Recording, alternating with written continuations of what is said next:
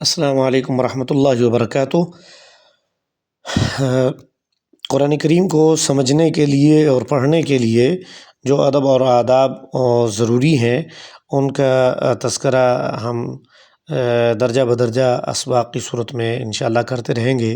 ان میں قرآن کریم کو اللہ تعالیٰ نے فرمایا ورتل القرآن ترتیلا، قرآن کریم کو ٹھہر ٹھہر کے پڑھیں، آرام آرام سے پڑھیں، آہستہ آہستہ پڑھیں، جیسے کہ وہ اللہ تعالیٰ نے اس کو نازل کیا ہے، اتارا ہے۔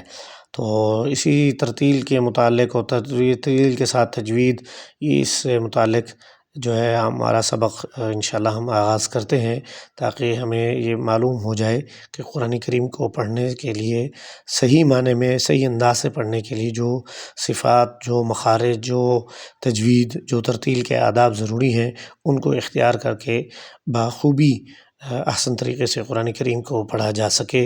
اور یہ قاری محمد عمر علی مدنی دامت برکاتہم ہیں، انہوں نے حق القرآن کے نام سے نورانی قاعدے کے شروع میں کچھ تعارفی اپنا نکات درج کیے ہیں، اس سے ہم یہ آغاز کرتے ہیں سبق کا۔ ناظرہ اور حفظ کے طلباء کے لیے یہ اگر ان کو پہلے ہی فرصت میں یہ ادب آداب اور یہ صفات اور یہ مخارج کے یہ تعارف جو ہے تجوید اور ترتیل کا ہو جائے تو انشاءاللہ باقی کی منازل آسانی سے طے ہوں گی۔ تو پہلا سوال ہے ترتیل کا لغوی معنی اور اصطلاحی معنی بیان کیجیے۔ جواب یہ ہے کہ ترتیل کا لغوی معنی ٹھہر ٹھہر کر پڑھنا، عمدہ پڑھنا۔ علماء و قراء نے ترتیل کی اصطلاحی تعریف یوں کی ہے: الترتیل هو تجوید الحروف ومعرفت الوقوف۔ ترجمہ یہ ہے کہ ترتیل اسے کہتے ہیں کہ قرآن مجید کے حروف کو عمدہ اور خوبصورت طریقے سے صاف صاف پڑھنا اور وقفوں کے احکامات کو جاننا۔ یہ دو باتیں ہیں ترتیل کے اندر، دو باتوں کا ہونا ضروری ہے۔ یعنی ترتیل وہ تجوید ہے جس میں حرف کی تجوید کو جانا جائے اور وقف کرنا، ٹھہرنے کو جانا جائے کہ کس لفظ پر، کس حرف پر، کس آیت کے اختتام پر کہاں رکنا ہے اور کیسے رکنا ہے۔ اور پھر اس کی مزید وضاحت جو ہے، ترتیل کے دو جز ہیں، تجوید الحروف اور معرفت الوقوف۔ اور پھر تجوید کے دو اجزاء ہیں تجوید الحروف کے: مخارج الحروف، صفات الحروف، اور اپنا معرفت الوقوف کے بھی دو جز ہیں کہ کیفیت وقف اور محل وقف۔ مخارج الحروف سے مراد یہ ہے کہ کون سا لفظ کس مخرج سے ادا ہو رہا ہے، مثلا الف، واو، یا جو ہے یہ جوف سے یعنی منہ کے حصے سے ادا ہوتا ہے کہ خالی حصے سے، تو یہ اس کا مخرج ہے۔ اسی طرح حروف حلقی گلے سے ادا ہوتے ہیں، اور پھر باقی حروف اظہار، اخفاء، اس کی تفصیل انشاءاللہ آگے آئے گی۔ ان کا جاننا، قریب المخرج کون سے ہیں، پر حروف کون سے ہیں، اقلاب کون سے ہیں، باقی تفصیلات آگے آئیں گی۔ اسی طرح پھر صفات الحروف بھی ہیں، اس کی تفصیل بھی، جو حرف ہم ادا کر رہے ہیں اس کے اندر اپنا کون سی صفت پائی جاتی ہے کہ وہ اگر دو حروف آپس میں مل جائیں تو اس کی کون سی کیفیت پیدا ہو جائے گی، اس کا تذکرہ صفات الحروف کے باب میں ہوگا۔ اور معرفت الوقوف کے اندر جو بات جاننے کی ضرورت ہے وہ یہ ہے کہ کس جگہ رکنا ہے اور کیسے رکنا ہے، یہ بات۔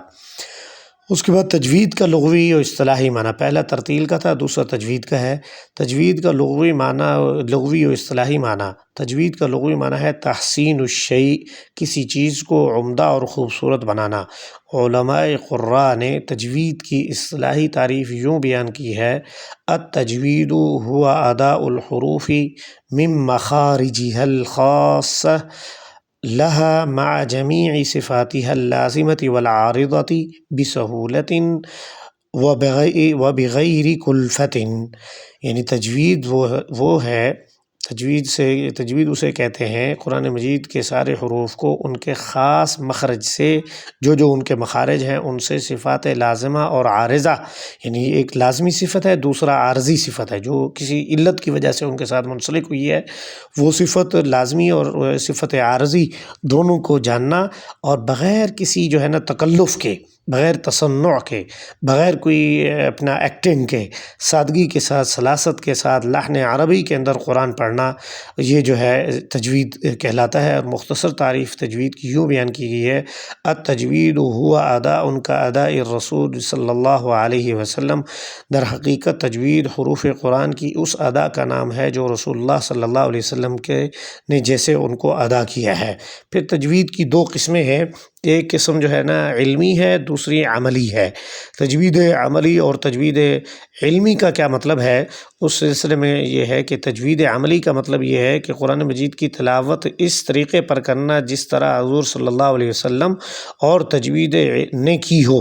آپ صلی اللہ علیہ وسلم نے صحابہ کرام کو جس انداز سے تلاوت کر کے بتلائی اور صحابہ کرام نے اس کو اختیار کیا، اور پھر نسلاً بعد نسل، جیلاً بعد جیل، آج تک ہمارے تک پہنچا ہے قرآن کریم کے تلاوت کا انداز، اس کو جو ہے تجوید عملی کہا جاتا ہے۔ اور علمی تجوید یہ ہے قرآن مجید کی تلاوت کے متعلق ان قواعد و ضوابط اور قوانین و احکام کو معلوم کرنا جو تجوید کے ماہر علماء و قراء نے مقرر کیے ہیں، یعنی تجوید کی ضروری کتابیں پڑھنا تجوید علمی کہلاتا ہے۔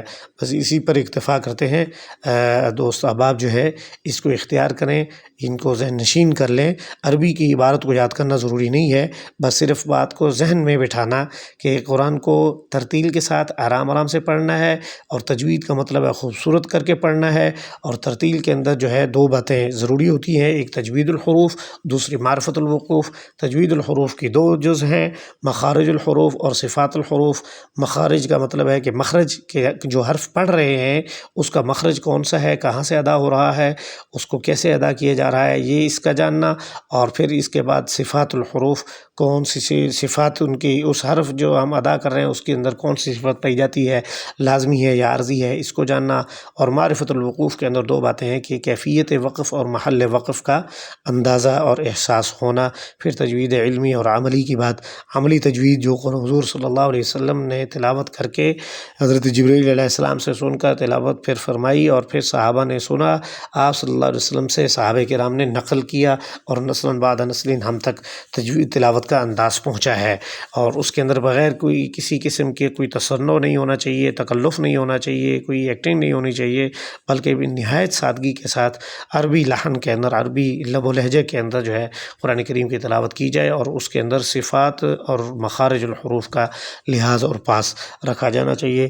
علمی تجوید سے مراد یہ ہے کہ جو قواعد، ضوابط، قوانین اور احکام علماء و قراء نے قرآن کریم کی تلاوت کے لیے مقرر کیے ہیں ان کو سمجھ کر تلاوت کلام پاک کی جانی چاہیے، یہ علمی تجوید کہلاتی ہے۔ اللہ تعالیٰ مجھے اور آپ کو قرآن کریم صحیح انداز میں پڑھنے کی، تلاوت کرنے کی توفیق عطا فرمائے۔ وما علینا الا البلاغ المبین۔